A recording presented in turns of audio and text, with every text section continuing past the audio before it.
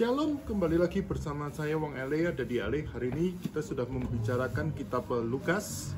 Biarlah melalui kitab Lukas kita diberkati dan kita mengalami sesuatu yang besar. Setiap orang yang melihat video kami dijamah penuh kuasa Tuhan dan mereka boleh mengalami kesembuhan, mengalami mujizat besar dan nama Tuhan yang tetap ditinggikan dalam kehidupan ini. Setiap orang yang membaca kitab Lukas ini. Tuhan Yesus memberkati. Lukas pasal 14. Lagi, penyembuhan pada hari Sabat. Pada suatu hari Sabat, Yesus datang ke rumah salah seorang pemimpin dari orang-orang Farisi untuk makan di situ. Semua yang hadir mengamat-amati dia dengan seksama. Tiba-tiba datanglah seorang yang sakit pusung air, berdiri di hadapannya. Lalu Yesus berkata kepada ahli-ahli Taurat dan orang-orang Farisi itu, katanya, "Diperbolehkankah menyembuhkan orang pada hari Sabat atau tidak?" Mereka itu diam semuanya. Lalu ia memegang tangan orang sakit itu dan menyembuhkannya dan menyuruhnya pergi. Kemudian ia berkata kepada mereka, "Siapakah di antara kamu yang tidak segera menarik keluar anaknya atau lembunya kalau terperosok ke dalam sebuah sumur, meskipun pada hari Sabat?" Mereka tidak sanggup membantahnya.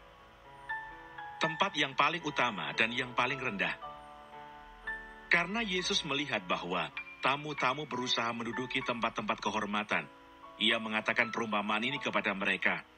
"Kalau seorang mengundang engkau ke pesta perkawinan, janganlah duduk di tempat kehormatan, sebab mungkin orang itu telah mengundang seorang yang lebih terhormat daripadamu.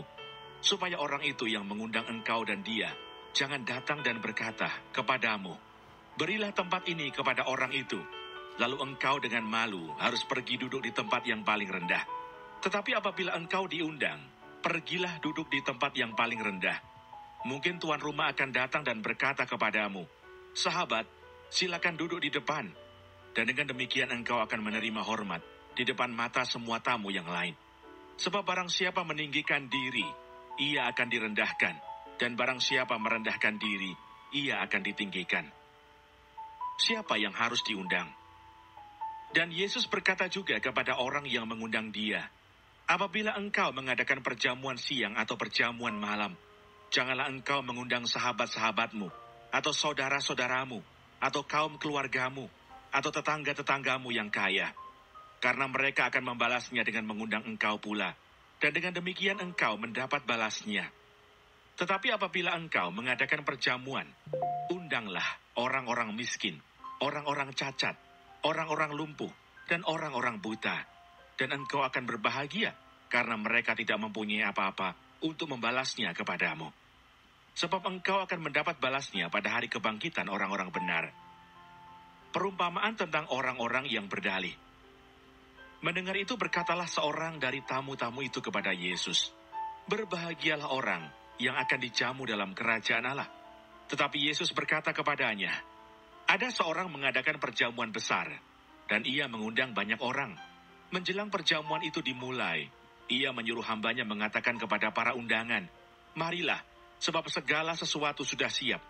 Tetapi mereka bersama-sama meminta maaf.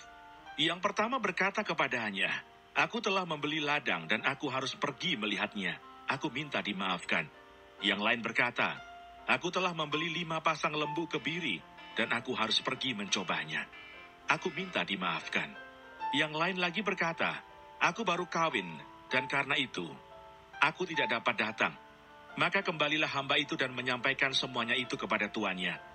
Lalu murkalah tuan rumah itu dan berkata kepada hambanya, 'Pergilah dengan segera ke segala jalan dan lorong kota, dan bawalah kemari orang-orang miskin, dan orang-orang cacat, dan orang-orang buta, dan orang-orang lumpuh.'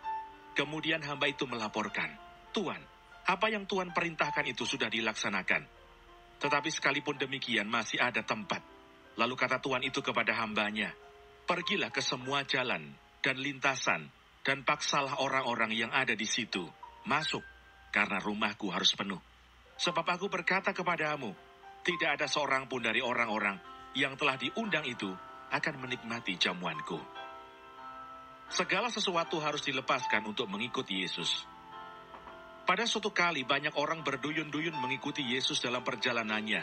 Sambil berpaling ia berkata kepada mereka, "Jikalau seorang datang kepadaku, dan ia tidak membenci bapanya, ibunya, istrinya, anak-anaknya, saudara-saudaranya laki-laki atau perempuan, bahkan nyawanya sendiri, ia tidak dapat menjadi muridku. Barang siapa tidak memikul salibnya dan mengikut aku, ia tidak dapat menjadi muridku.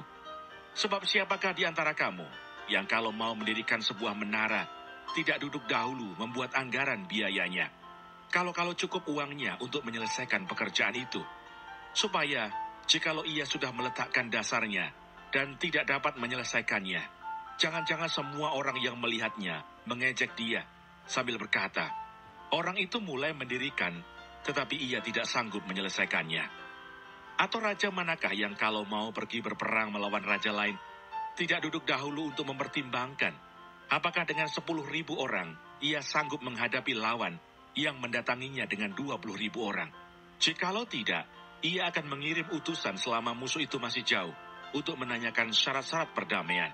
Demikian pula lah tiap-tiap orang di antara kamu, yang tidak melepaskan dirinya dari segala miliknya, tidak dapat menjadi muridku. Garam memang baik, tetapi jika garam juga menjadi tawar, dengan apakah ia diasinkan?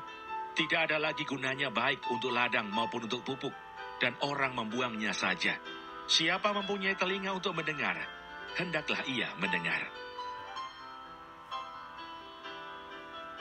Lukas pasal 15.